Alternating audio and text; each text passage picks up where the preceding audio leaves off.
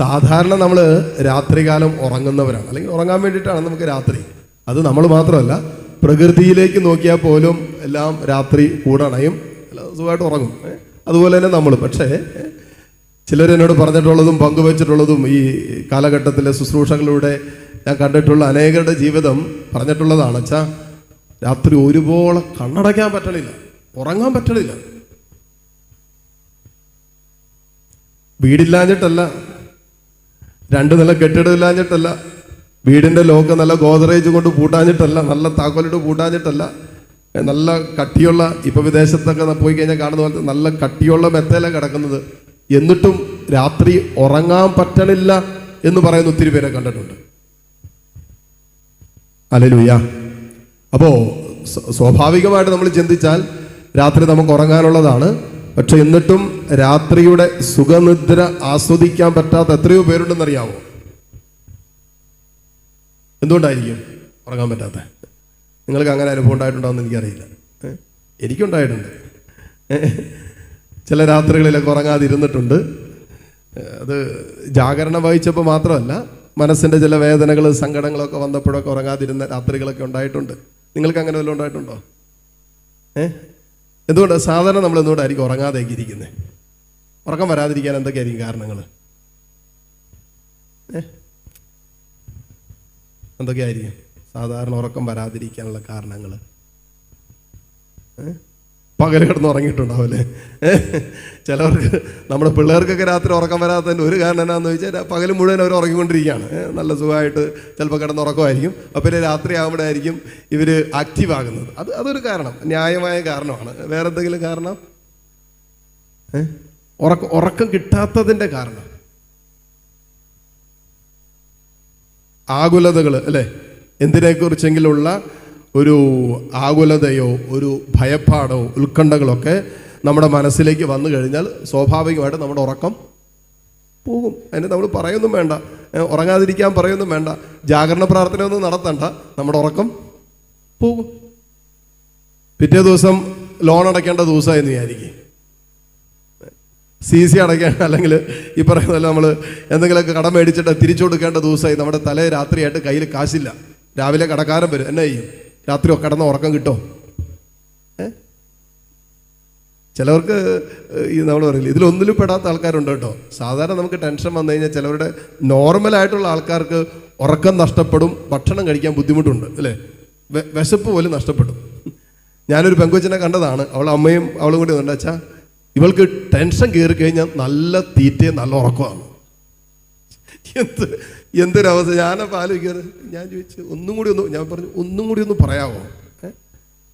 എനിക്ക് മനസ്സിലായില്ലെന്ന് പറയും. കാരണം നോർമലി ഉള്ള അവസ്ഥ എന്ന് പറഞ്ഞാൽ ടെൻഷൻ കയറി കഴിയുമ്പോൾ നമുക്ക് ഭക്ഷണം കഴിക്കാൻ തോന്നുകയില്ല, നമുക്ക് ഉറക്കവും നടക്കില്ല. പക്ഷേ ഞാൻ സീരിയസ് ആയിട്ട് പറഞ്ഞാണ്, എൻ്റെ ഈ മകളൊരു വെറൈറ്റി ഐറ്റമാണ്. ഇവൾക്ക് ടെൻഷൻ അടിച്ചു കഴിഞ്ഞാൽ പരീക്ഷയൊക്കെ ആയി കഴിയുമ്പോൾ, നോർമലി പരീക്ഷയുടെ സമയമൊക്കെ ആകുമ്പോൾ പിള്ളേർക്ക് ടെൻഷൻ വരുമല്ലോ. അപ്പോൾ ഈ പരീക്ഷയൊക്കെ ആയി കഴിഞ്ഞാൽ അങ്ങനെ ഒരു ടെൻഷൻ വന്നു കഴിഞ്ഞാൽ ഇവൾക്ക് സാധാരണ നമുക്ക് 3 നേരം കഴിച്ചാൽ പോലെ ഇവൾക്ക് 3 അല്ല 6 നേരം കഴിച്ചാൽ വിശപ്പ് തീരുകയാണ്. ഇടയ്ക്ക് വെള്ളം കഴിച്ചുകൊണ്ടിരിക്കും. പിന്നെയോ ബാക്കിയുള്ള സമയം സുഖമായിട്ട് ഇവൾ കിടന്നുറങ്ങും. ഞങ്ങളുടെ ഉറക്കം പോവും. ഈ അമ്മ പറഞ്ഞ ഞങ്ങളുടെ ഉറക്കം പോവും, ഇവൾക്ക് ഒരു കുഴപ്പമില്ല, ഭക്ഷണം കഴിക്കും, സുഖമായിട്ട് ഉറങ്ങും. പിറ്റേ ദിവസം പരീക്ഷ ചിലപ്പോൾ എനിക്ക് തോന്നിയിട്ടുണ്ട്, അച്ഛാ പരീക്ഷ ഞാനാണ് എഴുതാൻ പോകുന്നതെന്ന്. കാരണം പുള്ളിക്കാരത്തിക്ക് ടെൻഷൻ, പുള്ളിക്കാരത്തിക്ക് ഉറക്കമില്ല, മകള് നല്ല സുഖമായിട്ട്.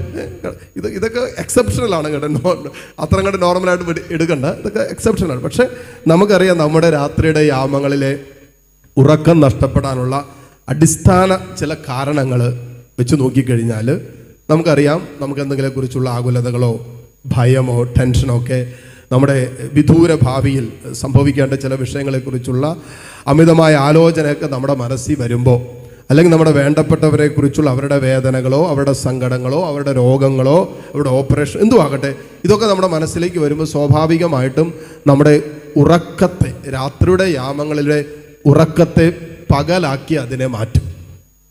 എന്ന് പറഞ്ഞാൽ ഉറങ്ങാതിരിക്കും. എന്നിട്ട് നമ്മൾ തിരിഞ്ഞും മറിഞ്ഞും കിടക്കും. എപ്പോഴോ കുറച്ച് നേരം ഉറങ്ങും, വീട്ടിൽ ചാടി എഴുന്നേക്കും, വീണ്ടും അല്ലേ. ഒരു പെങ്കൊച്ചിനെ കൂടെ കൊണ്ടുവന്ന് അവൾക്ക് രാത്രി ആയി കഴിഞ്ഞാൽ പേടിയാണ്, ഇരുട്ടിനെ ഭയങ്കര പേടി. അതുകൊണ്ട് ഇരുട്ടത്ത് അവൾക്ക് ഉറങ്ങാൻ പറ്റില്ല. ഇരുട്ടത്ത് ഉറങ്ങാൻ പറ്റില്ല. അപ്പോൾ നിങ്ങൾ ചോദിക്കും പിന്നെ ആ പെങ്കൊച്ച് എങ്ങനെ ഉറങ്ങുന്നതെന്ന്. അവളുടെ മുറിയിൽ ഇതുപോലത്തെ ഒരു ഫ്ലഡ് ലൈറ്റ് വെച്ചേക്കുക. ആ ലൈറ്റ് ഓൺ ആക്കിയിട്ട് അവൾ കിടക്കാൻ പറ്റുള്ളൂ. ഇത്രയും വർഷങ്ങളായിട്ട് അവൾ കിടക്കുന്ന മുറിയിൽ ലൈറ്റ് രാത്രികാലം മുഴുവൻ ഓണാക്കിയിടും. കാരണം അവൾക്ക് ലൈറ്റ് ഓഫ് ചെയ്ത് കഴിഞ്ഞാൽ ഉറങ്ങാൻ പറ്റില്ല, പേടിയാവും. പെട്ടെന്ന് നമുക്ക് അല്ലേ മൊത്തം ഇപ്പോൾ തന്നെ കറണ്ടൊക്കെ പോയി കഴിഞ്ഞാൽ പെട്ടെന്ന് നമ്മൾ വഴിയിൽ കൂടിയൊക്കെ യാത്ര ചെയ്യുമ്പോൾ നടന്നാണ് പോകുന്നതെങ്കിൽ ഈ ജാഗരണ പ്രാർത്ഥന കഴിഞ്ഞ് നിങ്ങൾ നടന്നു പോകാമെന്ന് വിചാരിക്കുക. പെട്ടെന്ന് വഴിയോര ലൈറ്റൊക്കെ അങ്ങോട്ട് കെട്ടുപോയി കഴിഞ്ഞാൽ ചെറിയൊരു പേടി വരികയല്ലേ എന്ന് പറയുന്ന പോലെ ഇവൾക്ക് മുറിക്കുള്ളിൽ കട്ടിലേക്ക് കിടക്കുമ്പോൾ ലൈറ്റ് ഓഫ് ചെയ്ത് ഇവൾക്ക് പേടി വരും, ഇവൾക്ക് ഉറങ്ങാൻ പറ്റില്ല. അപ്പോൾ കൃത്യമായിട്ട് ഇൻവേർട്ടറൊക്കെ വെച്ച് ലൈറ്റ് വെച്ചിട്ടുണ്ട്. കാരണം എന്നാണെന്നറിയാമോ, രാത്രി കറണ്ട് പോയി കഴിഞ്ഞാൽ പിള്ളേ ഇവിടെ ഉറക്കം പോകും. സത്യം പറഞ്ഞ് ഉറങ്ങിക്കഴിഞ്ഞാൽ നമ്മളിതൊന്നും അറിയാലോ. എന്നാലും ഇവള് ഈ കറണ്ട് വെട്ടം കണ്ടില്ലെങ്കിൽ അവൾക്ക് ഉറങ്ങാൻ പറ്റില്ല. അപ്പോൾ വെട്ടത്തിലാണ് ഈ പെങ്കൊച്ച് കിടന്നുറങ്ങുന്നത്. ഇതൊക്കെ ഞാൻ പറഞ്ഞത് നമ്മുടെ രാത്രി ഉറങ്ങേണ്ട സമയം ചില സമയത്ത് നമുക്ക് പകലായി മാറാനുള്ള കാരണം നമ്മുടെ മനസ്സിനെ അസ്വസ്ഥപ്പെടുത്തുന്ന ചില വിഷയങ്ങളാണ്, ചില ഭയപ്പാടുകൾ, ചില ആശങ്കകൾ നമ്മൾ അലട്ടുമ്പോഴാണ്. അങ്ങനെയെങ്കിൽ നമ്മൾ ശ്രദ്ധിക്കേണ്ട ഒരു കാര്യമാണ്, നമ്മുടെ രാത്രികൾ മാത്രമല്ല നമ്മുടെ പകലിനെ പകലായി പോലും സ്വീകരിക്കാൻ പറ്റാത്ത രീതിയിൽ നമ്മളെ ചില ഭയങ്ങൾക്ക് അസ്വസ്ഥപ്പെടുത്താൻ പറ്റും. പകലിൻ്റെ നോർമൽ ലൈഫ് അസാധ്യമാകുമാറ് ചില ഭയങ്ങൾ നമ്മളെ വേട്ടയാടാൻ പറ്റും. വിശുദ്ധ ഗ്രന്ഥത്തിലൂടെ കടന്നു പോകുമ്പോൾ ചില ഭയങ്ങളെക്കുറിച്ച് നമ്മൾ ഒത്തിരി വിഷയങ്ങളുണ്ട് ഇതിനകത്ത് നമ്മൾ മനസ്സിലാക്കേണ്ടത്. എന്നാലും ഒരു 4 തരം ഭയങ്ങൾ ഇതിനെക്കുറിച്ച് നമ്മൾ ഈ രാത്രികാലം ഒന്ന് മനസ്സിലാക്കും. ബൈബിളിൻ്റെ വചനത്തിൻ്റെ വെളിച്ചത്തിൽ 4 തരം ഭയങ്ങൾ നമ്മളിൽ നിന്നും പൂർണ്ണമായിട്ടും ബഹിഷ്കരിക്കേണ്ടതുണ്ട്. അതേതൊക്കെയാണെന്നും എങ്ങനെ ഈ ഭയത്തിൽ നമ്മൾ പുറത്തു വരണമെന്നും അപ്പോൾ നമുക്ക് സ്വാഭാവികമായിട്ടും പകലിൻ്റെതായ രീതിയിലും രാത്രിയുടേതായ രീതിയിലും കൊണ്ടുപോകാൻ പറ്റും. സർവ്വത്ത് പറഞ്ഞ ഹല്ലേലൂയാ, ഹല്ലേലൂയാ. ഒന്നാമത്തെ ഭയം അറിയാത്ത കാര്യങ്ങളെക്കുറിച്ചുള്ള ഭയം, സംഭവിക്കാൻ പോകുന്ന കാര്യങ്ങളെക്കുറിച്ചുള്ള, പ്രത്യേകിച്ച് നമുക്കറിയില്ല എന്താ സംഭവിക്കാൻ പോകുന്നതെന്ന്, പറയാത്ത വിഷയങ്ങളെക്കുറിച്ചുള്ള ഭയം. ഇത് ചുമ്മാ ഉള്ള ഭയം. എന്തെങ്കിലും കാര്യമുണ്ടോ? നാളെ എന്ത് സംഭവിക്കും നമുക്കറിയാവോ? ഇല്ല. പക്ഷെ നമ്മുടെ ഭയം മുഴുവൻ എന്തിനെക്കുറിച്ചാണ്? നാളെക്കുറിച്ച്. നാളെ എന്ത് സംഭവിക്കും നമുക്ക് പലർക്കും അറിയത്തില്ലെന്നല്ല, നമുക്ക് അറിയത്തില്ല. പലർക്കും അല്ല, ആർക്കും അറിയത്തില്ല. നമുക്ക് ആർക്കും അറിയാവുന്നേ? നാളെ പ്രഭാതം കാണോ ഇല്ലയോ എന്നുള്ളത് പോലും നമുക്കറിയില്ല. നാളത്തെ ദിവസം എങ്ങനെയായിരിക്കുമെന്ന് പോലും നമുക്കറിയില്ല. നാളെ നമ്മൾ പ്രഭാതം കാണാൻ എഴുന്നേക്കുമോ, സൂര്യാസ്തമയം വരെ നമ്മുടെ ജീവിതം നീളുമോ എന്നൊന്നും നമുക്കറിയില്ല. അപ്പോൾ അങ്ങനെ അറിയാൻ പാടില്ലാത്ത പല വിഷയങ്ങളെ പ്രതിയും നമ്മുടെ മനസ്സിൽ അകാരണമായ ഭയം ജനിക്കാം. അതിന്ന് ഒത്തിരി പേര് കൊണ്ടു നടക്കുന്ന ഭയമാണ്.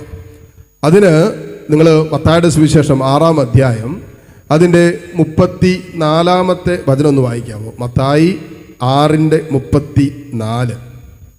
അതിനാൽ നാളെയെക്കുറിച്ച് നിങ്ങൾ ആകുലരാകരുത്, നാളത്തെ ദിനം തന്നെ അതിനെക്കുറിച്ച് ആകുലപ്പെട്ടുകൊള്ളും, ഓരോ ദിവസത്തിനും അതതിൻ്റെ ക്ലേശങ്ങൾ മതി.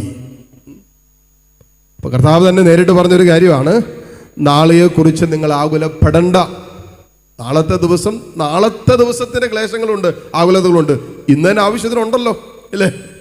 ഇന്ന് നമുക്കറിയാം, ഇന്ന് തന്നെ നമുക്ക് ആവശ്യത്തിലധികം ക്ലേശങ്ങളും ദുരിതങ്ങളും ടെൻഷൻ അടിക്കേണ്ട വിഷയങ്ങളുണ്ട്. പിന്നെ എന്തിനാണ് നാളെയെക്കുറിച്ച്, അതായത് നാളെ എന്ത് സംഭവിക്കുമെന്ന് പോലും നമുക്കറിയില്ല. മറ്റൊരു വാക്യം പറഞ്ഞാൽ, അറിയാത്ത വിഷയങ്ങളെക്കുറിച്ച് നമ്മൾ എന്തിനാകുലപ്പെടണം? എത്രയോ പേരാണെന്നറിയാവോ? ചിലപ്പോൾ ചിലരുടെയൊക്കെ ഉള്ളിൽ കിടക്കുന്ന ഭയമാണ്, അച്ഛാ ഞാൻ ഒറ്റപ്പെട്ടു പോകുമെന്ന് എനിക്ക് പേടിയുള്ളത് കൊണ്ടാ, അല്ലെങ്കിൽ ഞാൻ തിരസ്കരിക്കപ്പെടുമോ, എന്നെ ഒരു കൂട്ടാതിരിക്കോ, ഞാൻ മനസ്സിലാക്കപ്പെടാതെ പോകുമോ എന്നൊക്കെ ആലോചിച്ചുള്ള ഭയങ്ങൾ കൊണ്ട് നടക്കുന്നുണ്ട്. നമുക്കറിയില്ല അങ്ങനെ സംഭവിക്കില്ല. ചിലർ പരീക്ഷ വരുന്നതിനുണ്ട്, അച്ഛാ പരീക്ഷയ്ക്ക് തോക്കോ, പരീക്ഷ എഴുതി കഴിയുമ്പോഴല്ലേ തോക്കോ ഇല്ലെന്ന് അറിയുന്നേ. പരീക്ഷയ്ക്ക് കഴിഞ്ഞ ദിവസം വിദേശ രാജ്യത്ത് എവിടെ നിന്ന് ഒരു പെങ്കൊച്ചെന്നെ വിളിച്ചില്ല. അവള് 3 പ്രാവശ്യം ഏതൊരു പരീക്ഷ എഴുതി, ഇനി അവസാനത്തെ എങ്ങാണ്ടോ ആണ് അവൾക്ക്. 2 പ്രാവശ്യം കൊണ്ട് എഴുതി, 3ാമത്തെ. അപ്പോൾ ഇനി അവസാനത്തെ എന്തോ ആണ്, ഇനി എഴുതാൻ അവൾക്ക് പറ്റിയല്ല ആ പരീക്ഷ, അങ്ങനെ എന്തോ ആണ് അവൾ പറഞ്ഞത്. അപ്പോൾ ആ പെങ്കൊച്ചെന്നെ വിളിച്ചിട്ട് വല്ലാത്ത ടെൻഷനാണ്, പരീക്ഷയുടെ ദിവസങ്ങളടുത്ത്. അപ്പോൾ അവൾക്ക് അറിയണം, എന്നാന്നറിയണം, പറഞ്ഞു അച്ഛൻ ഒന്ന് പ്രാർത്ഥിക്ക്, പ്രാർത്ഥിച്ചിട്ട് അച്ഛൻ പറയാം ഞാൻ ജയിക്കോ ഇല്ലേന്ന്, ഇത്ര ടെൻഷൻ അടിക്കണ്ടല്ലോ എന്ന്. അപ്പൊ ഞാൻ പറഞ്ഞു, നീ എഴുതുന്നതിനനുസരിച്ചല്ലേ ജയിക്കോ ഇല്ലേന്ന് അറിയുന്നത്. നിന്റെ അധ്വാനം നീ ദൈവത്തിൽ അർപ്പിക്കുക. വചനം എന്നാ പറയും? നിന്റെ അധ്വാനം നീ ദൈവത്തിൽ അർപ്പിക്കുക, അപ്പോൾ അത് വിജയം കാണുമെന്നല്ലേ കർത്താവ് പറയുന്നത്. അവൾക്ക് ഈ ടെൻഷൻ താങ്ങാൻ പറ്റാത്തത്, കാരണം ഓൾറെഡി 2 തോറ്റ്, 3ാമത്തെ എഴുതാൻ പോവാ. അപ്പം ഇത് ജയിച്ചില്ലെങ്കിൽ അവൾ അവിടെ നിന്ന് തിരിച്ചങ്ങാണ്ട് പോരണം, അവൾക്ക് കണ്ടിന്യൂ ചെയ്യാൻ പറ്റില്ല. അപ്പം അവൾക്ക് ഈ ആദ്യം അങ്ങോട്ട് കയറിയിട്ട് സംഭവിക്കാൻ പോകുന്നത് എന്താണെന്ന് പോലും അറിയില്ല. ജയിക്കാം, കാരണം ഇത്രയും പഠിച്ചേക്കുന്നല്ലേ, അവൾക്ക് വേണമെങ്കിൽ ജയിക്കാം. ദൈവത്തിൽ ആശ്രയിച്ച് അകാരണമായ ഭയവും ടെൻഷനൊന്നും ഇല്ലാതൊക്കെ പോയി പരീക്ഷ എഴുതിയാൽ ചിലപ്പോൾ പങ്കുവച്ച് ജയിക്കും. പക്ഷേ അവളിങ്ങനെ ഇതേക്കുറിച്ച് നാളെ എന്ത് സംഭവിക്കും, ജയിക്കോ, ജയിച്ചില്ല എന്ത് സംഭവിക്കും, തിരിച്ചു പോകണം, ഇങ്ങനെ ചിന്തിച്ചുകൊണ്ടിരിക്കുക. ഇത്രയും ചിന്തിക്കാൻ മാത്രം നമ്മൾ ഉണ്ടാവുമെന്ന് അറിയില്ല. എന്നാലും ഇങ്ങനെ ഇതെല്ലാം വരുന്ന ആളുകളിൽ അവളുടെ ജീവിതത്തിലും കല്യാണം കഴിച്ചാണ്, ഭർത്താവിൻ്റെ കുടുംബം, അവരുടെ സ്വപ്നങ്ങൾ, അവരുടെ വീട്ട്, അപ്പം ഇതെല്ലാം ഇങ്ങനെ ആലോചിച്ച് ഈ പെങ്കൊച്ചിന് ഉറക്കമില്ല, വല്ലാത്ത ഡിസ്റ്റർബൻസ്, വല്ലാത്ത അസ്വസ്ഥ, മാനസിക സങ്കടത്തിലൂടെ കടന്നു പോവുക. ഈ പെങ്കൊച്ച് സംസാരിക്കുന്നതിനായിട്ട് ഞാൻ വിചാരിച്ചു അവളുടെ ചങ്ക് പൊട്ടി ചാകുന്നാ വിചാരിച്ചത്. ഞാൻ പറഞ്ഞു, മോളെ നീ പോയി കഴിഞ്ഞ് രാത്രി നീ പൂർത്തിയാക്കില്ല, കാണുന്നോ അത്രയും ടെൻഷൻ അടിച്ച ഓരോ വാക്കും പറഞ്ഞുകൊണ്ടിരിക്കുന്നത്. ചില ഭയങ്ങൾ നമുക്കറിയില്ല, അറിയാത്ത വിഷയങ്ങളെ കുറിച്ച് നമ്മൾ മുൻകൂട്ടി ഭയപ്പെട്ടുകൊണ്ടിരിക്കുക. എൻ്റെ അച്ഛാ നാളെ എൻ്റെ കുഞ്ഞിനുണ്ടോ ഇപ്പോഴൊരു അസുഖമാണോ, ഈ കുഞ്ഞ് വളരെ എന്താവും തീരും, ഇങ്ങനെയൊക്കെ പറഞ്ഞുകൊണ്ടാ. അച്ഛാ പെങ്കൊച്ചാണ്, ഇനി 20-25 വർഷം കഴിഞ്ഞായിരിക്കും ഇതിനെ കെട്ടിക്കുന്നത്. ജനിച്ചത് പെങ്കൊച്ചാ. അച്ഛാ പെങ്കൊച്ചാണ് ജനിച്ചത്, ഇനിയിപ്പോൾ ഇതിന് സ്ത്രീധനം. ഇപ്പം എത്ര വയസ്സായി? 1 വയസ്സാകുന്നേ ഉള്ളൂ. 1 വയസ്സാകുന്നേ ഉള്ളൂ. പെങ്കൊച്ചിനെ കുറിച്ച് ഇപ്പോഴും ടെൻഷനാണ്. 20-22 വർഷം കഴിഞ്ഞ് സംഭവിക്കേണ്ട കാര്യത്തെക്കുറിച്ച് അപ്പുറം അമ്മയ്ക്ക് ഇപ്പോഴേ ടെൻഷനാ. വചനം പറയുന്നത് നാളെയെക്കുറിച്ച്, അതായത് നാളെയിൽ എന്ത് സംഭവിക്കും നമുക്കറിയില്ല. അപ്പം അറിയാത്ത വിഷയങ്ങളെക്കുറിച്ച്, അറിയാത്ത ഒരു കാലഘട്ടത്തെക്കുറിച്ച് നമ്മൾ എന്തിനാകുലപ്പെടണം? ഇതൊരു അകാരണമായ ഭയം നമ്മളിൽ ജനിപ്പിക്കും. അതുകൊണ്ടാണ് നമ്മൾ ഇതിനെക്കുറിച്ച് ശ്രദ്ധിക്കണമെന്ന് പറഞ്ഞത്. അതുകൊണ്ടാണ് വിശുദ്ധ ഗ്രന്ഥത്തിലുടനീളം ഈ ഒരു വിഷയത്തെ വചനത്തിൻ്റെ കൂടെ നമ്മളെ വെളിപ്പെടുത്തി തരുന്ന കർത്താവ് പറഞ്ഞില്ലേ, അതിനാൽ നാളെയെക്കുറിച്ച് നിങ്ങൾ ആകുലരാകരുത്. പിന്നെയോ, നാളത്തെ ദിനം തന്നെ അതിനെക്കുറിച്ച് ആകുലപ്പെട്ടുകൊള്ളും, ഓരോ ദിവസത്തിനും അതിൻ്റെതായ അല്ലെങ്കിൽ അതതിൻ്റെ ക്ലേശം മതി. അങ്ങനെ പറയുന്നത്. നിങ്ങൾ ഇതിനോട് ചേർത്ത് വായിക്കാൻ പറ്റുന്ന ഒരു വചനം കൂടിയുണ്ട്. ഫിലിപ്പിയർക്ക് എഴുതിയ ലേഖനം 4-ാം അധ്യായം നടക്കാവോ?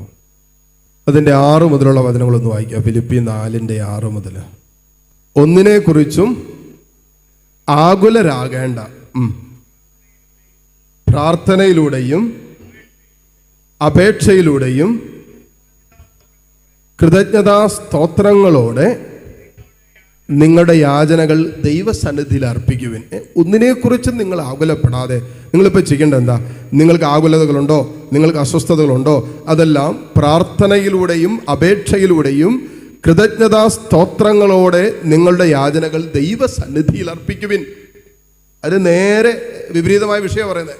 ഒരു വിഷയത്തെക്കുറിച്ച് ആകുലപ്പെടുന്നതിന് പകരം ഒരു നടക്കാൻ പോകുന്ന, നടന്നിട്ടില്ലാത്ത, വരും ദിവസങ്ങളിൽ സംഭവിക്കേണ്ട ഒരു വിഷയത്തെക്കുറിച്ച് ആകുലപ്പെടുന്നതിന് പകരം ആ വിഷയം വചനം പറയാണ്, നീ ദൈവത്തിൽ അർപ്പിക്കുവിൻ, നിന്റെ യാചനകൾ ദൈവസന്നിധിയിൽ അർപ്പിക്കുവിൻ. എന്നിട്ട് 7-ാമത്തെ വചനം പറയണം, അപ്പോൾ നമ്മുടെ എല്ലാ ധാരണകളെയും അതിലംഘിക്കുന്ന ദൈവത്തിൻ്റെ സമാധാനം നിങ്ങളുടെ ഹൃദയങ്ങളെയും ചിന്തകളെയും യേശു ക്രിസ്തുവിൽ കാത്തുകൊള്ളും. കേട്ടോ?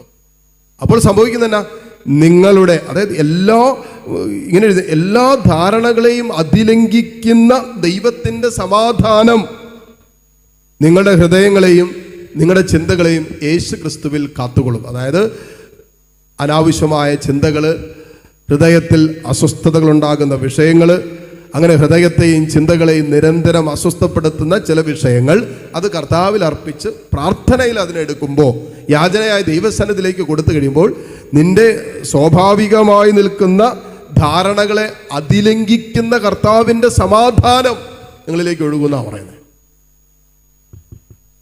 ഹല്ലേലൂയ. ഭയത്തിന് പകരം ദൈവത്തിൻ്റെ സമാധാനം നമ്മളിലേക്ക് നിറയും. നമ്മളിതേക്കുറിച്ച് ഈ അകാരണമായി നിൽക്കുന്ന നമ്മൾ പിള്ളേരൊക്കെ ഉണ്ടല്ലോ, ഇപ്പോൾ വിദേശത്തൊക്കെ പോകാനൊക്കെ ആയിട്ട് പഠിക്കാൻ തുടങ്ങുമ്പോഴേ ടെൻഷനാണ്. അച്ഛാ പഠിച്ചു കഴിഞ്ഞ് IELTS പാസ്സായി കഴിഞ്ഞ് ഇപ്പോൾ വിദേശത്തേക്കൊക്കെയുള്ള വിസയൊക്കെ ഒത്തിരി റിജക്റ്റ് ആകുന്നുണ്ട്.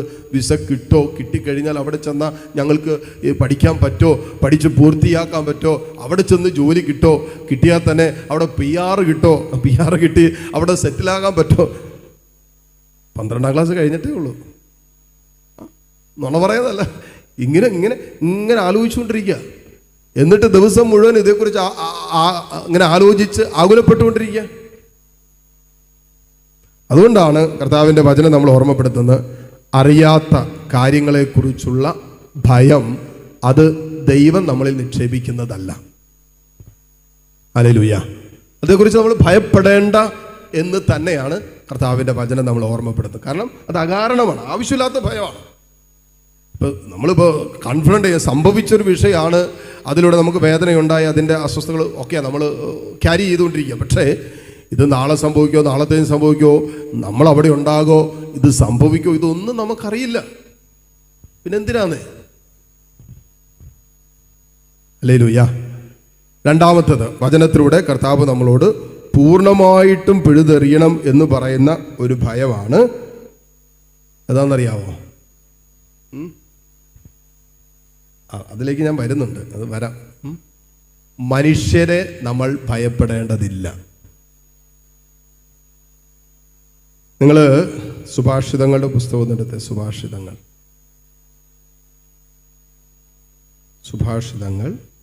29:25 വായിക്കാമോ? മനുഷ്യനെ ഭയപ്പെടുന്നത് ഒരു കെണിയാണ്. കർത്താവിൽ വിശ്വാസമർപ്പിക്കുന്നവൻ സുരക്ഷിതനത്രേ. അതിനെ പറയാണ്, മനുഷ്യനെ ഭയപ്പെടുന്നത് ഒരു കെണിയാണ്. നമ്മൾ ഈ സൈക്കോളജി ഒക്കെ പഠിക്കുന്ന സമയത്ത് നമ്മുടെ ഈഗോയെ കുറിച്ചൊക്കെ പഠിപ്പിക്കും. ഞാനിപ്പോഴും ഓർക്കുകയാണ്, വെട്ടുവല്ലച്ചൻ ഇവിടെ പണ്ടൊരു ധ്യാനം നടത്തിയ സമയത്ത് ഞാൻ വന്ന സമയത്ത് സൈക്കോ സ്പിരിച്വൽ റിട്രീറ്റ് ഫോർ സിസ്റ്റേഴ്സിന് വേണ്ടിയിട്ടുള്ള ധ്യാനം, അത് ഞാൻ ഏറ്റവും പുറകിൽ അച്ഛൻ്റെ ക്ലാസ് കേൾക്കാൻ വേണ്ടി കയറിയിരുന്നപ്പോൾ അച്ഛൻ പറഞ്ഞുകൊണ്ടിരുന്ന ഒരു വിഷയം ഇതാണ്, ഈഗോയെക്കുറിച്ചും സെൽഫിനെ കുറിച്ചൊക്കെ. അപ്പം അതിനകത്ത് നമ്മുടെ ജീവിതത്തിൻ്റെ 80% സമയം, 24 മണിക്കൂറുണ്ടെങ്കിൽ അതിൻ്റെ 80% നമ്മുടെ ജീവിതത്തെ എടുത്തു നോക്കിക്കഴിഞ്ഞാൽ അതിൻ്റെ 80% ഓഫ് അവർ ടൈം, 80% നമ്മുടെ ജീവിതത്തിൻ്റെ 80% സമയം നമ്മുടെ ഈഗോയെ സാറ്റിസ്ഫൈ ചെയ്യാനുള്ളതാണ്.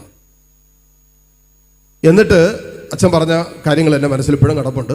പറഞ്ഞ് ഈഗോയെ സാറ്റിസ്ഫൈ ചെയ്യാന്ന് പറഞ്ഞാൽ 3 ചോദ്യങ്ങളെ സാറ്റിസ്ഫൈ ചെയ്യാൻ ശ്രമിച്ചുകൊണ്ടിരിക്കുകയാണ്. അതെന്താന്ന് ചോദിച്ചാൽ, ഞാൻ ആരാണ്?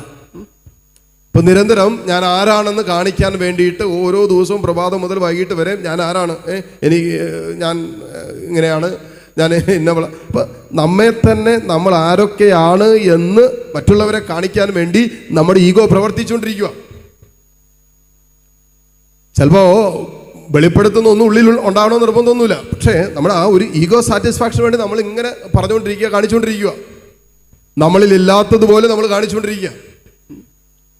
ചിലപ്പോൾ നമുക്ക് വലിയ വിശ്വാസം ഉണ്ടാവണമെന്നില്ല, പക്ഷെ വിശ്വാസമുള്ളവരെ പോലെ കാണിക്കാം. പ്രാർത്ഥന ഉണ്ടാവുന്നില്ല, പ്രാർത്ഥിക്കുന്നവരെ പോലെ അഭിനയിക്കാം. സ്നേഹം ഉണ്ടാവുന്നില്ല, സ്നേഹിക്കുന്നവരെ പോലെ നമുക്ക് ജീവിക്കാം. ഇതൊക്കെ നമുക്ക് സാധ്യമാണ്. ഇതൊക്കെ നമ്മുടെ തന്നെ ഒരു ഈഗോ സാറ്റിസ്ഫാക്ഷന് വേണ്ടി നമ്മൾ ആലോചിച്ചുകൊണ്ടിരിക്കുന്നതാണ്. ഞാൻ ആരാണ് എന്ന് മറ്റുള്ളവരെ കാണിക്കാൻ വേണ്ടി നമ്മളിങ്ങനെ കാണിച്ചുകൊണ്ടിരിക്കും. രണ്ടാമത്തെ ചോദ്യം ഇതാണ്, എനിക്കെന്തെല്ലാം ഉണ്ട്. ഇത് മറ്റുള്ളവരെ കാണിക്കാൻ വേണ്ടി, എനിക്കതുണ്ട്, എനിക്കിതുണ്ട്, എനിക്ക് വലിയ വീടുണ്ട്, എൻ്റെ വീട്ടിൽ കിടക്കുന്ന കാർ ഇതാണ്, എനിക്ക് മറ്റേതാണ്, മറിച്ച് അങ്ങനെ നമുക്കുള്ളതെല്ലാം മറ്റുള്ളവരെ കാണിക്കാനുള്ള ഒരാഗ്രഹം ഈഗോയ്ക്കുണ്ട്. അപ്പം അതിങ്ങനെ കാണിച്ചുകൊണ്ടിരിക്കും, വെളിപ്പെടുത്തിക്കൊണ്ടിരിക്കും. അപ്പോൾ ചിലപ്പോൾ ശരിക്കും കേട്ട് നിൽക്കുന്നവർക്ക് തോന്നും അഹങ്കാരമാണെന്ന് തോന്നും. അത് ഇതിൽ നിന്ന് തന്നെ വരുന്നതാണ്. മൂന്നാമത് അച്ഛൻ പറഞ്ഞ്, ഇത് പറയാൻ വേണ്ടി ഞാൻ പറഞ്ഞു, മൂന്നാമത് അച്ഛൻ പറഞ്ഞത് കൂടുതൽ സമയം സ്പെൻഡ് ചെയ്യുന്നത് മറ്റുള്ളവർ എന്നെക്കുറിച്ച് എന്ത് വിചാരിക്കുമെന്നാലോചിച്ചു കൊണ്ടുള്ള പ്രവൃത്തികളിലാണ്. നാട്ടുകാരും വീട്ടുകാരും കൂടെയുള്ളവരും എന്നെ അറിയുന്നവരും എന്നെക്കുറിച്ച് എന്ത് വിചാരിക്കും? ഇതേക്കുറിച്ച് നമ്മൾ ചിന്തിക്കാൻ തുടങ്ങുമ്പോണ്ടല്ലോ നമ്മുടെ യഥാർത്ഥ സെൽഫ്, നമ്മുടെ യഥാർത്ഥ വ്യക്തിത്വം നമുക്ക് നഷ്ടപ്പെട്ടു പോകും. ഹല്ലേലൂയ. സർവ്വത്ത് പറഞ്ഞ ഹല്ലേലൂയ. മറ്റൊരു വാക്യം പറഞ്ഞാൽ നമ്മളല്ലാതായിട്ട് മാറും. നമ്മളല്ലാതായിട്ട് മാറും. കാരണം എന്താ? നമ്മൾ നിരന്തരം മറ്റുള്ളവരെ സന്തോഷിപ്പിക്കാൻ, മറ്റുള്ളവരെ പ്രസാദിപ്പിക്കാൻ അതും വേണ്ട, അവരെന്നാ വിചാരിക്കും? നമ്മുടെ കുടുംബത്തിൽ നമ്മൾ പ്ലാൻ ചെയ്ത് നമ്മുടെ കുടുംബത്തിൻ്റെ നന്മയ്ക്ക് വേണ്ടി തീരുമാനമെടുക്കുന്ന ഒരു വിഷയം നാട്ടുകാരോ അയൽവക്കക്കാരോ മറ്റുള്ളവരോ എന്നാ വിചാരിച്ചാൽ ഇപ്പം എന്നാ കുഴപ്പം? ഒരു കുടുംബം ഒരുമിച്ചിരുന്ന് ധ്യാനവും കൂടി പോയിട്ട് അവരൊരു തീരുമാനം എടുത്ത് ഏതായാലും മകൻ്റെ കല്യാണം വരുമല്ലേ, നമ്മുടെ ഭവനത്തിൽ ഈ വീടിനുള്ളിൽ നമ്മൾ ഇനി മദ്യപാനം ഇല്ല. ഇവിടെ നമ്മൾ അല്ലെങ്കിൽ അതിന് മുമ്പുള്ള ഫംഗ്ഷനൊക്കെ വീട്ടിൽ മദ്യം വിളമ്പിയിട്ടുള്ള. അപ്പം അവർ ഒരുമിച്ച് ഇങ്ങനെ ഇരുന്ന് ആലോചിക്കുന്നതിനിടയ്ക്ക് ബന്ധുക്കാരൊക്കെ ഉണ്ടല്ലോ. അപ്പോൾ ഇവർ പറഞ്ഞു ഞങ്ങളിനെ കുടുംബമായിട്ട് തീരുമാനിച്ചാൽ നമുക്ക് വേണ്ട. കൂടെ വന്ന അളിയൻ പറഞ്ഞു അങ്ങനെ പറഞ്ഞാൽ എങ്ങനെ? ബന്ധുക്കളൊക്കെ വരുന്നതല്ലേ, വീട്ടുകാരൊക്കെ വന്നതല്ലേ, അവരെന്നാ വിചാരിക്കും? ഇവർ ഒരുമിച്ച് ഒരു കുടുംബമായിട്ട് ഒരു തീരുമാനം എടുത്തുള്ളതുകൊണ്ട് പിള്ളേർ പറഞ്ഞ് അവരെന്നാ വേണമെങ്കിലും വിചാരിച്ചോട്ടെ, അത് അവരുടെ സ്വാതന്ത്ര്യം. മറ്റുള്ളവർ എന്നാ വിചാരിക്കണമെന്നുള്ള അവരുടെ സ്വാതന്ത്ര്യമല്ലേ, നമ്മുടെ സ്വാതന്ത്ര്യമല്ലല്ലോ അല്ലേ? നമുക്ക് അവരുടെ സ്വാതന്ത്ര്യത്തെ കയ്യേറാൻ പറ്റില്ല. അവരെൻ്റെ തലയ്ക്കകത്ത് പോകുന്ന ചിന്ത എന്താണെന്നോ അവൻ എന്നാണ് വിചാരിക്കുന്നതെന്നൊന്നും നമുക്കറിയില്ല. അവൻ ഇഷ്ടമുള്ളത് വിചാരിക്കാനും വിചാരിക്കാതിരിക്കാനുള്ള സ്വാതന്ത്ര്യം അവരനുണ്ട്. പക്ഷേ എന്ന് പറയുന്ന പോലെ ഞങ്ങളുടെ കുടുംബത്തിൻ്റെ നന്മ എന്തെന്ന് തീരുമാനിക്കാനും ആലോചിക്കാനും ഉറപ്പിക്കാനുള്ള തീരുമാനം കുടുംബത്തിനല്ലേ. അപ്പോൾ പിള്ളേർ പറഞ്ഞ് അളിയനോട് പറഞ്ഞ് അമ്മയുടെ സഹോദരനോട് പറഞ്ഞു അതെ ഞങ്ങൾ കുടുംബമായിട്ട് ഒരുമിച്ചിട്ട് തീരുമാനമെടുത്ത. പിന്നെ ഇത് എൻ്റെ കല്യാണമല്ലേ, എൻ്റെ കല്യാണത്തിന് ഞാൻ നേരത്തെ തന്നെ പറഞ്ഞിട്ടുണ്ടായിരുന്നു മദ്യം വീട്ടിൽ വിളമ്പുന്ന സാഹചര്യമില്ല. നമ്മളാരെ എങ്ങനെയാണെന്നറിയാമോ? അയ്യോ ഇപ്പോൾ വിളമ്പിയില്ലെങ്കിൽ ഇനിയിപ്പോൾ അളിയൻ വീട്ടിൽ വന്നില്ലല്ലോ, അളിയൻ വീട്ടിൽ വരാതായാലോ, ഇനിയിപ്പോൾ അയൽവക്കക്കാർ വീട്ടിൽ കയറാതിരുന്നാലോ, കൂട്ടുകാർ ഈ ഫംഗ്ഷന് വന്നില്ലേലോ, കല്യാണം നടക്കുകയല്ലേ? അല്ല, ഇവരാരും വന്നില്ലേ കല്യാണം നടക്കുകയല്ലേ? നമ്മുടെ തെറ്റിദ്ധാരണയാണ് ഇവരൊക്കെ വന്നാലേ കല്യാണം നടക്കുള്ളൂ. ചിലപ്പോൾ ഇവർ വരാതിരുന്ന കല്യാണം ഇച്ചിരി ഭംഗിയായിട്ട് നടക്കും. ചിലവരുണ്ട് എൻ്റെ ചില വീട്ടുകാരൊക്കെ വരാതിരുന്നാൽ തന്നെ കല്യാണം നല്ല ഭംഗിയായിട്ട് നടക്കും. അത് സത്യമോ? അവരുടെ ഭാരം കൊണ്ട്. കാരണം എന്താ, എല്ലാത്തിനും അഭിപ്രായമുണ്ട് ചിലവർക്ക്. എന്നാൽ ഒന്നും ചെയ്യുകയില്ല, ഒരു സഹായം ചെയ്യുകയില്ല, ഒന്നും. പക്ഷെ വന്ന് കയറുന്ന സമയം മുതൽ ഇറങ്ങുന്ന സമയം അഭിപ്രായം, ശോ അതങ്ങനെ ചെയ്യായിരുന്നു, ഇതിങ്ങനെ ചെയ്യായിരുന്നു, പക്ഷെ അത് അങ്ങനെയായിരുന്നു, ഇച്ചിരി നല്ലതായിരുന്നു, ഇതിലൂടെ അത് ആ ചിക്കന് പകരം മട്ടൺ ആയിരുന്നെങ്കിൽ ഇച്ചിരി നല്ലതല്ലായിരുന്നു. പിന്നില്ലേ ചിക്കൻ്റെ വില എത്രയാണെന്ന് മട്ടൻ്റെ വിലയാണെന്ന് ഇവർക്കെല്ലാം അറിയത്തുള്ളൂ ചോദിച്ചപ്പോൾ. അഭിപ്രായം ഇങ്ങനെ പറഞ്ഞുകൊണ്ടിരിക്കും. മനുഷ്യൻ്റെ അഭിപ്രായം പറയും, മനുഷ്യൻ്റെ അഭിപ്രായം മാറിക്കൊണ്ടിരിക്കും എന്ന് കരുതി മനുഷ്യൻ്റെ അഭിപ്രായത്തിനനുസരിച്ചല്ല നമ്മുടെ ആലോചനകളെ നമ്മൾ നിയന്ത്രിക്കേണ്ടത്. എപ്പോഴും നമ്മൾ ശ്രദ്ധിക്കണം. മനുഷ്യരെന്ത് വിചാരിക്കും എന്ന് ആലോചിച്ച് കഴിഞ്ഞാൽ നമുക്ക് നോർമലായിട്ടുള്ള നമ്മുടെ യഥാർത്ഥ ജീവിതം നമുക്ക് നയിക്കാൻ പറ്റാതെ പോകും. അപ്പോൾ നമ്മൾ ചെയ്തു കൂട്ടുന്ന കാര്യങ്ങളൊക്കെ എന്നാണെന്നറിയാമോ? മറ്റുള്ളവരെ സന്തോഷിപ്പിക്കാൻ വേണ്ടിയിട്ട്. പിന്നെ നമ്മുടെ സ്വയം സന്തോഷം നഷ്ടപ്പെടുത്തിയും ഒരുപക്ഷെ നമ്മൾ ദൈവത്തിൻ്റെ വഴികളിലൂടെ സഞ്ചരിക്കാൻ വിസമ്മതിക്കുകയും വിപരീത വഴികളിലൂടെ സഞ്ചരിക്കുക കൂടി ചെയ്യും. എന്തിനാണെന്നറിയാമോ? മറ്റുള്ളവർക്ക് സന്തോഷം ഉണ്ടാകാൻ വേണ്ടിയിട്ട്. കാരണം മനുഷ്യരെ ഭയമാന്നേ. ഇതിനെക്കുറിച്ച് കർത്താവ് പറഞ്ഞു മനുഷ്യരെ ഭയപ്പെടുന്നത് ഒരു കെണിയാണെന്നാണ് വചനം പറയുന്നത്. ഒരു കെണിയാണ്. ഈ കെണിയിൽ അകപ്പെട്ടിട്ട് എന്തെല്ലാം കാര്യങ്ങളാണ്, എന്തെല്ലാം തീരുമാനങ്ങളാണ്, ഏതെല്ലാം വഴിക്കാണെന്ന് ദൈവമക്കൾ പൊക്കൊണ്ടിരിക്കുന്നതെന്ന് അറിയാമോ? ശ്രമത്തിൽ പറഞ്ഞേ ഹല്ലേലൂയ, ഹല്ലേലൂയ, ഹല്ലേലൂയ. അതുകൊണ്ട് മനുഷ്യനെ ഭയപ്പെടുന്നത് കെണിയാണെന്നാണ് വചനം പറയുന്നത്. നിങ്ങൾ 118 സങ്കീർത്തനം എടുത്തേ. 118 സങ്കീർത്തനം അതിൻ്റെ 6 വചനം എടുത്തേ. കർത്താവ് എൻ്റെ പക്ഷത്തുണ്ട്, ഞാൻ ഭയപ്പെടുകയില്ല. മനുഷ്യന് എന്നോട് എന്ത് ചെയ്യാൻ കഴിയും? കൂടിപ്പോയി കഴിഞ്ഞാൽ അവർക്ക് എന്നാ ചെയ്യാൻ പറ്റും? വചനം പറയുന്നത് അവർക്ക് എന്നാ ചെയ്യാൻ പറ്റും? ശരീരത്തെ കൊല്ലാൻ പറ്റും. അത്രയല്ലേ പറ്റുള്ളൂ മാക്സിമം. പക്ഷേ ഈ മനുഷ്യനെയും മറ്റുള്ളവരെയും ഒക്കെ ഭയപ്പെട്ട് നമ്മുടെ ഒരു ആത്മീയ സ്വാതന്ത്ര്യവും നമ്മുടെ യഥാർത്ഥമായ ജീവിതവും അതൊക്കെ നഷ്ടപ്പെടുത്തിക്കൊണ്ടല്ല നമ്മൾ മറ്റുള്ളവരെ സന്തോഷിപ്പിക്കാൻ നടക്കണ്ടേ. ഹല്ലേലൂയ. ഈ കഴിഞ്ഞ ധ്യാനത്തിന് ഒരു സഹോദരി അവരുടെ തൊട്ടടുത്തുള്ള അയൽവക്കത്തുള്ള ഫാമിലി, അവരും ക്രൈസ്തവരൊക്കെ തന്നെയാണ്. ഇപ്പം ഇവരുടെ വീട്ടിൽ ചില അസ്വസ്ഥതകളൊക്കെ ആയിട്ട് ബന്ധപ്പെടുത്തി ഇങ്ങനെ കടന്നു പോകുന്ന സമയത്ത് അയൽവക്കാർ വന്ന് ഇത് സംസാരിക്കാൻ തുടങ്ങി. സംസാരിച്ചപ്പോൾ അവർ പറഞ്ഞ അതെ, ഈ പ്രശ്നങ്ങളൊക്കെ മാറാനായിട്ട് പ്രശ്നം വെച്ച് പ്രാർത്ഥിക്കുന്ന ഒരു സ്ഥലമുണ്ട്, അങ്ങോട്ട് പോകാമെന്ന് പറഞ്ഞു. അപ്പോഴേക്കും അമ്മയ്ക്ക് ഇതിലൊന്നും വലിയ വിശ്വാസമില്ലായിരുന്നു, താല്പര്യം പ്രകടിപ്പിച്ചില്ല. പക്ഷേ ഭർത്താവ് ഇത് അവരൊക്കെ പറഞ്ഞ് പോയി കഴിഞ്ഞാൽ പറഞ്ഞു, നമുക്ക് എന്തായാലും അവർ വിളിച്ചതല്ലേ, ഇനിയിപ്പോൾ നമ്മൾ പോയില്ലെങ്കിൽ അത് അവർക്കൊരു വിഷമമായാലോ, അവർക്ക് സങ്കടമായാലോ. അവർ വന്ന് ഇത്രയൊക്കെ വിളിച്ചല്ലേ, നമ്മളോടുള്ള സ്നേഹത്തെ പ്രതിയല്ലേ, അതുകൊണ്ട് അതുമായി ബന്ധപ്പെട്ട് പോകാമെന്ന് പറഞ്ഞുകൊണ്ട് പോയി. പിന്നെ അവസാനം മന്ത്രവാദം, കൂടോത്രം, ആഭിചാരക്രിയകളിലേക്ക് അവസാനം എത്തി. അത് കഴിഞ്ഞാണ് ഇവർ ധ്യാനത്തിന് വരുന്നത്. അത് വല്ലാത്ത പ്രശ്നത്തിലേക്ക് എത്തി. അങ്ങനെ ഒരു നമ്മൾ നിക്കക്കള്ളില്ലാത്ത അവസ്ഥയിലെത്തിയിട്ടാണ് ധ്യാനത്തിന് വരുന്നത്. അപ്പോൾ കണ്ടപ്പോൾ ആ കുടുംബത്തെ മുഴുവനായിട്ടിരുന്ന് കണ്ടപ്പോൾ പറഞ്ഞു, എൻ്റെ അച്ഛാ എനിക്ക് പേഴ്സണലി ഇതിലൊന്നും വിശ്വാസമില്ലാതെ ഇരുന്നായിരുന്നു. പിന്നെ ഭർത്താവ് പറഞ്ഞു, അവർ വന്ന് വിളിച്ചതല്ലേ, അവർ വന്നതല്ലേ, അവർ തന്നെ കൊണ്ടുപോകാമെന്ന് പറഞ്ഞതല്ലേ. ഇത്രയൊക്കെ അവർ അപ്പോൾ അവർക്കൊരു വിഷമമാകണ്ടെന്ന്, അവർക്കൊരു തമ്പുരാന് വിഷമായാലും കുഴപ്പമൊന്നുമില്ല. നമ്മൾ ചില കാര്യങ്ങൾ അങ്ങനെ, ദൈവത്തിന് സങ്കടമായാലും കുഴപ്പമില്ല, ദൈവത്തിന് വിഷമായാലും കുഴപ്പമൊന്നുമില്ല. പക്ഷേ മറ്റുള്ളവർക്ക്, മനുഷ്യർക്ക് വിഷമം ഉണ്ടാകരുത്, മനുഷ്യർക്ക് സങ്കടം ഉണ്ടാകരുത്. ഇതൊരു കെണിയാണെന്നാണ് പറയുന്നത്. ചിലപ്പോൾ ദൈവത്തിന് വേദനയുണ്ടാകുന്ന ചില പ്രവൃത്തികളിൽ നാം വ്യാപരിക്കാൻ പിശാച് തന്ത്രപൂർവ്വം അനുവദിക്കുകയും അത് മനുഷ്യരെ വേദനിപ്പിക്കല്ലോ, അവർക്ക് അസ്വസ്ഥതകൾ ഉണ്ടാക്കുകയല്ലോ എന്നുള്ള പ്രത്യക്ഷത്തിൻ്റെ ചില ആവരണം നമ്മുടെ മുമ്പിൽ വെച്ചിട്ട് നമ്മൾ അയ്യോ എന്നാൽ ശരിയാ, എന്നാൽ പിന്നെ പോയേക്കാം, എന്നാൽ പിന്നെ അത് ചെയ്തേക്കാം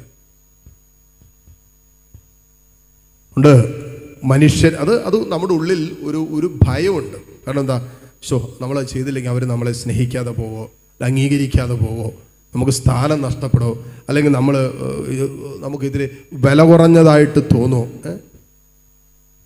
വില കുറഞ്ഞതായിട്ട് തോന്നണ്ട. അതുകൊണ്ട് എന്ത് ചെയ്തു, അതുകൊണ്ട് കല്യാണമൊക്കെ അറേഞ്ച് ചെയ്തപ്പോൾ എല്ലാം അന്വേഷിച്ച് പിടിച്ചു വന്നപ്പോൾ അവരുടെ വീട്ടിൽ മറ്റേ സഹോദരൻ്റെ മകൻ്റെ കല്യാണത്തിന് സഹോദരിയുടെ മകളുടെ കല്യാണം ഇതെല്ലാം വെച്ച് നോക്കി അവർ 600-650 രൂപയുടെ പ്ലേറ്റാണ് കൊടുത്തത്.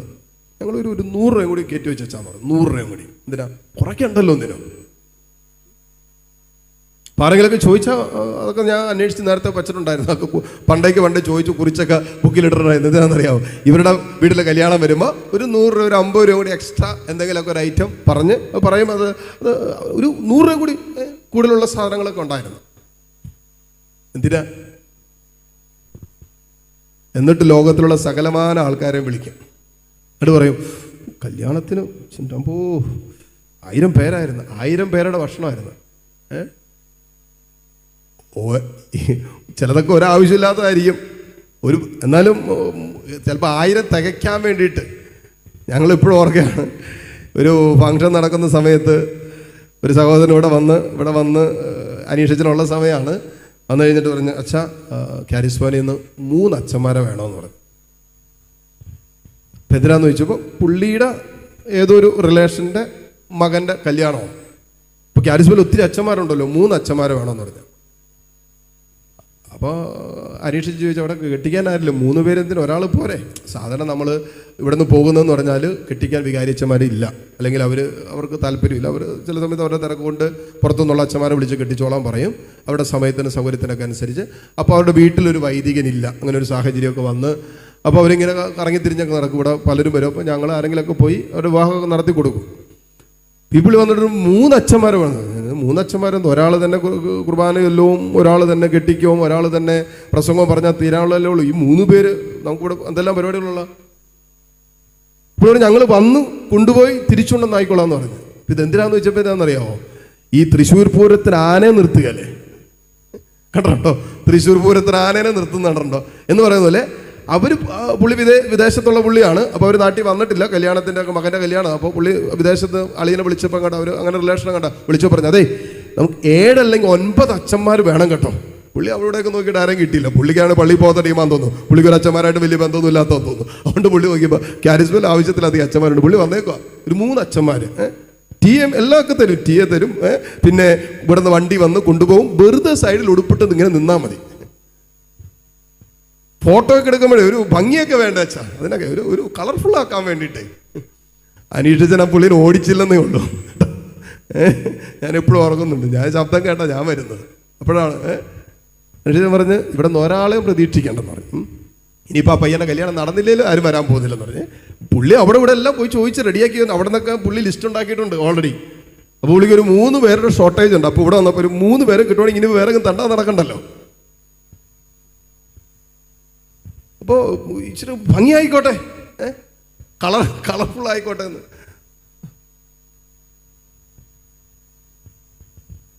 Price lord, hallelujah. അപ്പം നമ്മൾ ഈ കുറേ കാര്യങ്ങൾ കാട്ടിക്കൂട്ടിക്കൊണ്ടിരിക്കുന്നത് എന്തറിയാം? മനുഷ്യരെ സന്തോഷിപ്പിക്കാനും മനുഷ്യരെ സുഖിപ്പിക്കാനും വേണ്ടിയിട്ടുള്ള കാര്യങ്ങളാണ്. നമ്മളിങ്ങനെ അനുദിനം ആലോചിച്ച് നമ്മുടേതായ സ്വകാര്യ ജീവിതത്തിൻ്റെ യഥാർത്ഥ വ്യക്തിത്വത്തിൽ ജീവിക്കുക, ഈശോയോടുള്ള ബന്ധത്തിൽ നമ്മൾ എന്താണ് അതുപോലെ നമുക്ക് നോർമലായിട്ട് ജീവിച്ചൂടെ? നമുക്കില്ല എങ്കിൽ ഇല്ലെന്ന് പറഞ്ഞൂടെ? കഴിഞ്ഞ ദിവസം ഒരു പെങ്കൊച്ച് പരീക്ഷയ്ക്ക് തോറ്റ്, അവൾക്ക് ഒരു വിഷയത്തിന് പോയി. അപ്പോൾ അവളുടെ ആൻറ്റിയെ കൊണ്ട് പ്രാർത്ഥിക്കാൻ വരുമോ. അപ്പോൾ എന്നെ ഫോൺ വിളിച്ചിട്ട് പറയും, അച്ഛാ അതെ ആൻറ്റി സംസാരിക്കുന്ന സമയത്ത് ഞാൻ തോറ്റ കാര്യം അച്ഛൻ പറഞ്ഞാൽ കരുതട്ടാണ്. അവൾ ഞാൻ തോറ്റെന്ന കാര്യം അച്ഛൻ പറഞ്ഞാൽ കരുതട്ട്, വായി പോലും വന്നേക്കരുത്. എന്ത് ഞാൻ തോറ്റെന്നുള്ള കാര്യം അച്ഛൻ പറഞ്ഞേക്കരുത്. ആൻറ്റിയാണല്ലോ. അപ്പോൾ ആൻറ്റിയുടെ അടുത്തും വീട്ടുകാരുടെ അടുത്തൊക്കെ പറഞ്ഞേക്കുന്നത് എന്താണെന്നറിയോ? എല്ലാത്തിനും ജയിച്ചെന്ന്.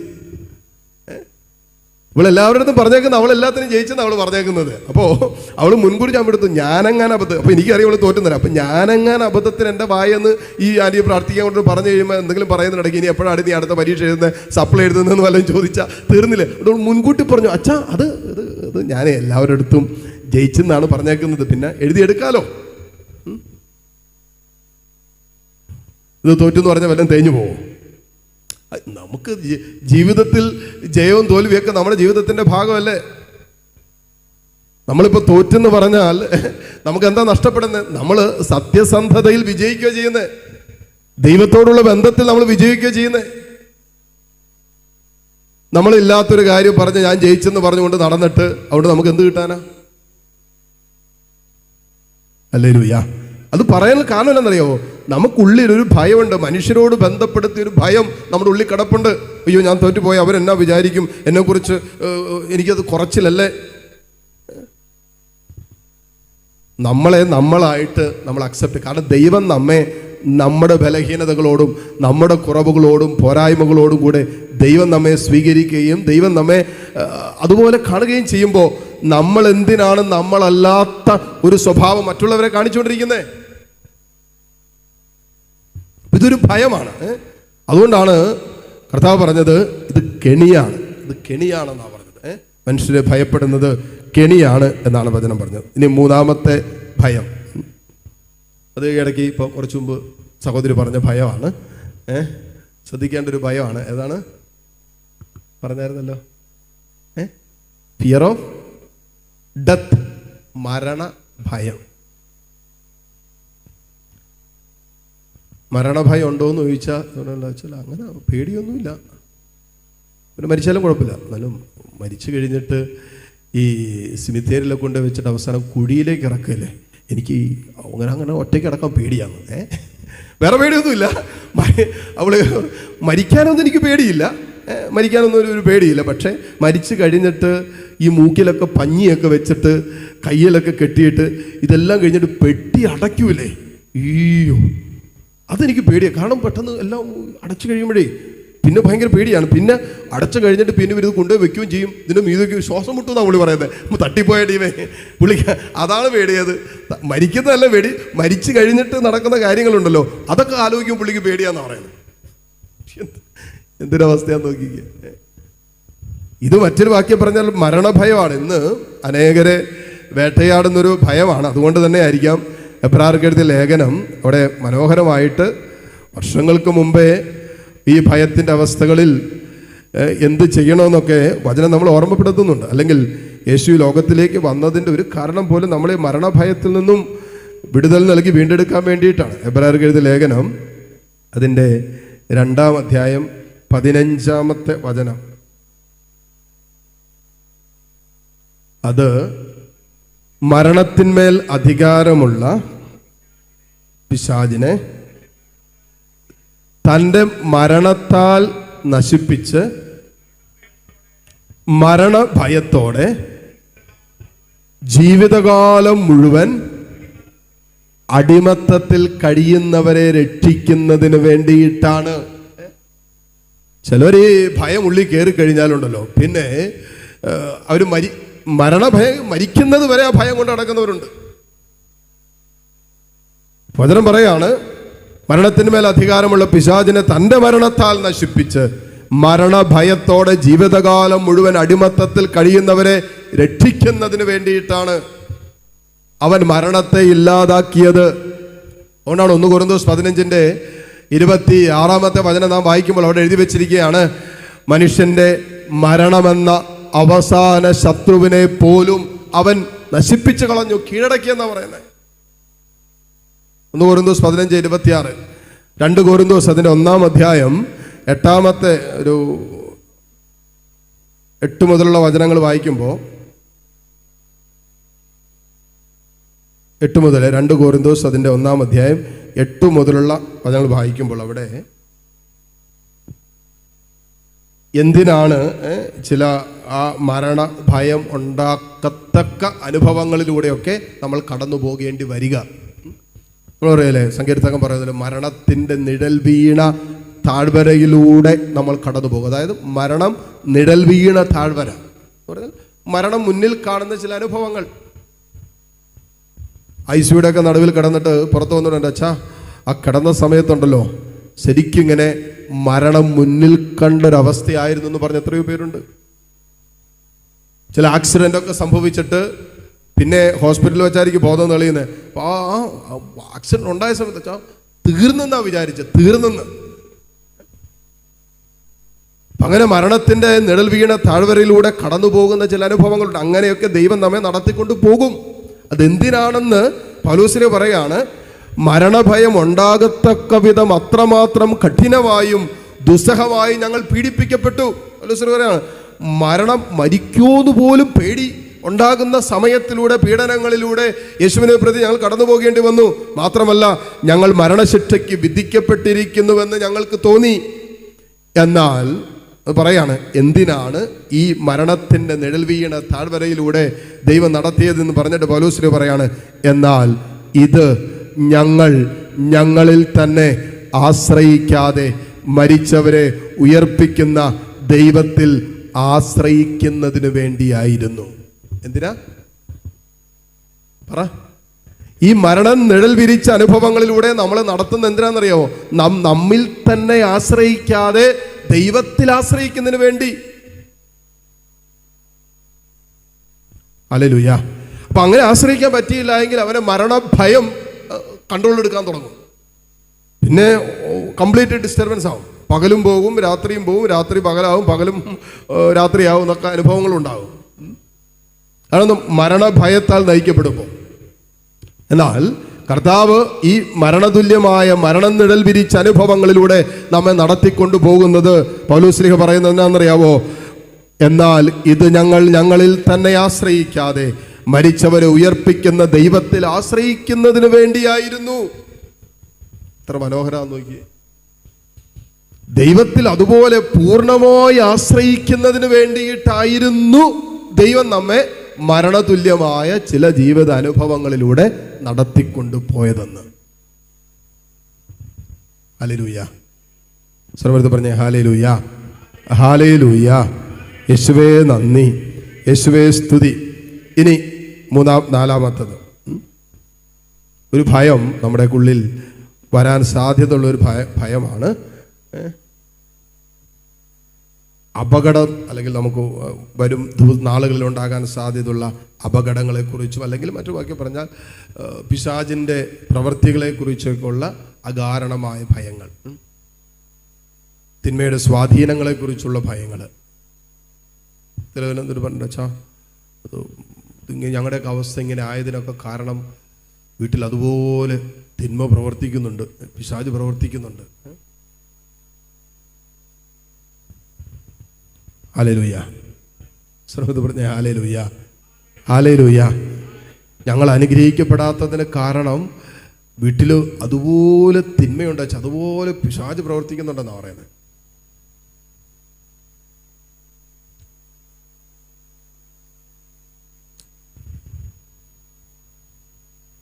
ഈ ചിലപ്പോൾ ധ്യാനത്തിനൊക്കെ വരുമ്പോൾ നമ്മൾ കർത്താവിൻ്റെ സ്നേഹത്തെക്കുറിച്ചും യേശുക്രിസ്തുവിലുള്ള സംരക്ഷണത്തെക്കുറിച്ചും സുരക്ഷിതത്വത്തെക്കുറിച്ചൊക്കെ എത്ര പറഞ്ഞാലും ഉള്ളിൻ്റെ ഉള്ളിൽ എവിടെയെന്നോ കയറിക്കിടക്കുന്ന ഈ ഭയങ്ങളുണ്ട്. മന്ത്രവാദം, കൂടോത്രം, ആഭിചാരക്രിയകൾ, അവർ ഞങ്ങൾക്കെതിരെ ഇങ്ങനെയൊക്കെ ചെയ്യുന്നത് കൊണ്ടാണ് അച്ഛൻ ഞങ്ങളുടെ അവസ്ഥ ഇങ്ങനെ ആയത്. അവർ ഞങ്ങൾക്കെതിരെ മന്ത്രവാദം, കൂടോത്രം ചെയ്യുന്നതുകൊണ്ട് ആണ് ഞങ്ങളുടെയൊക്കെ അവസ്ഥ ഇങ്ങനെ ആയത് എന്ന് ചിലപ്പോൾ കർത്താവിലുള്ള ആ സംരക്ഷണത്തെക്കുറിച്ചുള്ള അറിവ് ലഭിച്ചിട്ടും ഈ അബദ്ധ ഭയം ഉള്ളിൽ കൊണ്ട് നടക്കുന്നവരുണ്ട്.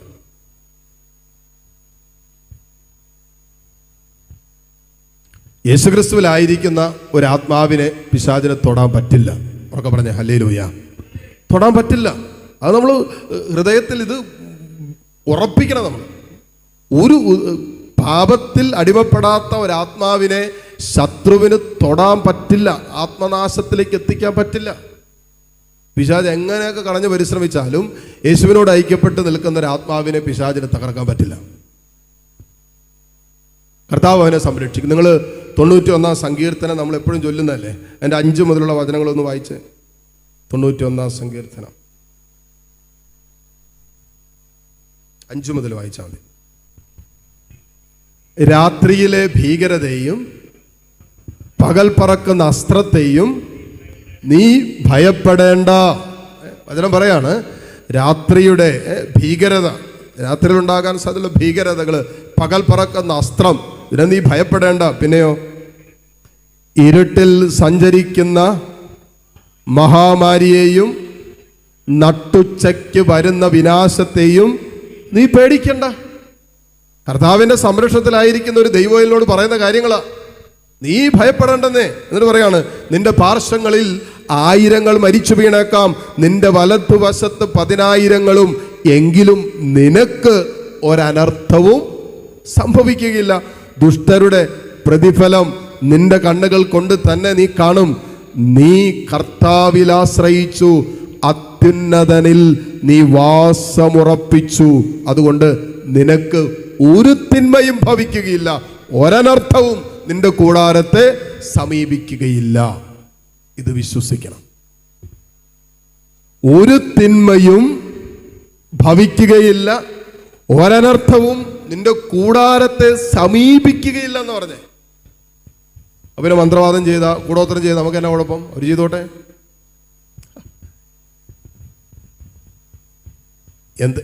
ഏതൊക്കെ ധ്യാന കേന്ദ്രങ്ങൾക്കെതിരെ, ശുശ്രൂഷകൾക്കെതിരെ, ശുശ്രൂഷകർക്കെതിരെ എവിടെയൊക്കെ ഇരുന്ന് മന്ത്രവാദവും കൂടോത്രവും ആഭിചാരക്രിയകളൊക്കെ ചെയ്യുന്നുണ്ട്. ചെയ്തോട്ടെ. അത് അയ്യോ ചെയ്യുന്നുണ്ടല്ലോ, അതുകൊണ്ട് നമ്മൾക്കിപ്പോൾ ഒന്നും ചെയ്യേണ്ട, നമ്മളൊന്നും ചെയ്യാതിരിക്കുന്ന, നമ്മളൊന്നും ചെയ്യേണ്ട, നമ്മൾ ചെയ്തുകൊണ്ടിരിക്കുന്ന ശുശ്രൂഷകളൊക്കെ നിർത്താം എന്ന് വിചാരിച്ചാൽ അവിടെ ശത്രു ജയിച്ചില്ലേ? ശത്രു നമ്മൾ ഭയപ്പെടാൻ തുടങ്ങിയില്ലേ? ശത്രുവിനേക്കാളും ശക്തിയുള്ള കർത്താവിലാണല്ലോ നമ്മൾ വാസമുറപ്പിച്ചിരിക്കുന്നത്. പിന്നെ തിന്മ എങ്ങനെ തൊടും? ഒരനർത്ഥവും നമ്മുടെ കൂടാരത്തെ സമീപിക്കുകയില്ല എന്നാണ് കർത്താവിന്റെ വചനം പറയുന്നത്. ഹല്ലേലൂയ. അപ്പോ ഇത് വിശ്വസിച്ചാൽ മാത്രമേ നമ്മളിലുള്ള തിന്മയുമായി ബന്ധപ്പെട്ട, പൈശാചിക ശക്തികളുമായി ബന്ധപ്പെട്ടുള്ള ഭയം ഉള്ളിന്ന് പോകൂ.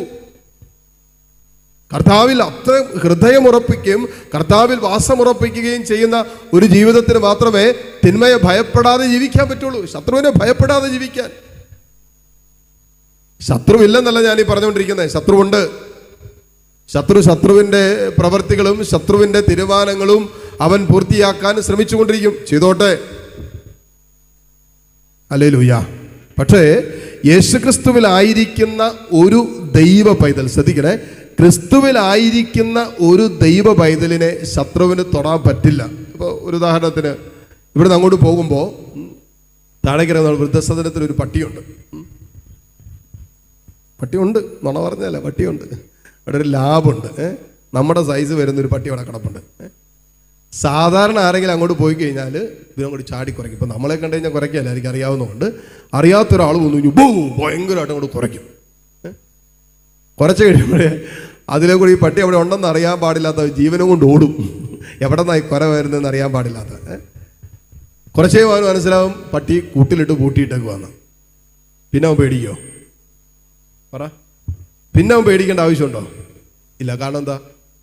പട്ടി ബന്ധിക്കപ്പെട്ട് കിടക്കുക എന്ന് പറയുന്നത് പോലെ നീ യേശുക്രിസ്തുവിലാണോ, നിനക്കെതിരെ നിൽക്കുന്ന ശത്രു ബന്ധിക്കപ്പെട്ട് കിടക്കുകയാണ്. യേശുക്രിസ്തു അവന്റെ കാൽവരിയാകത്താൽ, അവന്റെ കുരിശുമരണത്താൽ അവനെ ബന്ധിച്ച് ബഹിഷ്കരിച്ചത് കൊണ്ട് യേശുക്രിസ്തുവിൽ നീ ആയിരിക്കുമ്പോൾ നിന്റെ ശത്രു ബന്ധിക്കപ്പെട്ടവരാണ്. പിന്നെ നീ എന്തിനാ അവനെ പേടിക്കുന്നത്? പിന്നെ നീ എന്തിനാ അവനെ ഭയപ്പെടണം? നീ പിന്നെ എന്തിനാ അസ്വസ്ഥപ്പെടണം? ബന്ധിക്കപ്പെട്ടവരാണ്. ഈ ഒരു തിരിച്ചറിവ്, ഈ ഒരു സത്യത്തെക്കുറിച്ചുള്ള തിരിച്ചറിവാണ് നമുക്ക് സ്വാതന്ത്ര്യത്തിലേക്ക് നമ്മളെ കൈപിടിച്ച് നടത്തുന്നത്. സന്തോഷത്തോട് പറഞ്ഞ ഹല്ലേലൂയ. അതല്ല എങ്കിൽ ഈ ഭയങ്ങൾ നമ്മളെ വേട്ടയാടാൻ തുടങ്ങും. അസ്വസ്ഥതകൾ, പ്രത്യേകിച്ച് തിന്മയെക്കുറിച്ചുള്ള അകാരണമായ ഭയങ്ങൾ, ഇതൊക്കെ യേശുക്രിസ്തുവിലായിരിക്കുന്നവർ കൊണ്ടു നടക്കേണ്ട ഭയങ്ങളല്ല ഇതെല്ലാം തന്നെ. അപ്പോൾ വളരെ അടിസ്ഥാനപരമായ 4 ഭയങ്ങളെ കുറിച്ചാണ് ഞാൻ പറഞ്ഞത്. ഒന്ന്, ആദ്യത്തെ ഏതായിരുന്നു? ശരിയാണല്ലോ അച്ഛൻ എന്ന് പറഞ്ഞാണ്? ഇന്നലെ പറഞ്ഞാണോ? അതായത് അറിയാത്ത കാര്യങ്ങളെക്കുറിച്ചുള്ള ചില ഭയങ്ങൾ, അത് സംഭവിച്ചിട്ടില്ലാത്ത നാളെക്കുറിച്ചുള്ള ചില ഭയങ്ങൾ. രണ്ടാമത് എന്നായിരുന്നു? മനുഷ്യനെ ഭയപ്പെടുന്ന കെണിയാണെന്ന് പറഞ്ഞു. മൂന്നാമത്തെ എന്നായിരുന്നു? മരണഭയം. നാലാമത്തെ എന്നായിരുന്നു? തിന്മയെക്കുറിച്ചുള്ള, പൈശാചിക ശക്തികളെക്കുറിച്ചുള്ള ഭയങ്ങൾ. ഇതൊക്കെ അടിസ്ഥാനമായി നമ്മളെ ഇങ്ങനെ നിരന്തരമായിട്ട് പീഡിപ്പിക്കുന്ന ചില ഭയങ്ങളാണ്. ഇതിൻ്റെ മറുമരുന്ന് എന്ന് പറയുന്നത്, ഒറ്റ വാക്ക് ഞാൻ പറഞ്ഞ് നമ്മൾ ആരാധനയിലേക്ക് പ്രവേശിക്കും. മറുമരുന്ന് എന്ന് പറയുന്നത് ഒരു ഭയം തന്നെയാണ്. ഒരു ഭയം തന്നെയാണ്. നമ്മൾ പറയില്ലേ, എന്നെ കുത്തിയ പാമ്പിനെ കൊണ്ട് തന്നെ, അത് പറയുന്നത് പോലെ ഈ ഭയത്തിൻ്റെയൊക്കെ മറുമരുന്ന് എന്ന് പറയുന്ന ഒരു ഭയം തന്നെയാണ്. ഏതാത്? ഉറക്കെ പറ. ദൈവഭയം. ദൈവഭയം എന്ന് പറയുന്നത് ദൈവത്തെ പേടിക്കുക എന്നുള്ളതല്ല. അതിന് നമുക്ക് ആ ഒരു കൊണോട്ടേഷനെ കുറിച്ചുള്ള ഒരു വ്യക്തതമാണ്.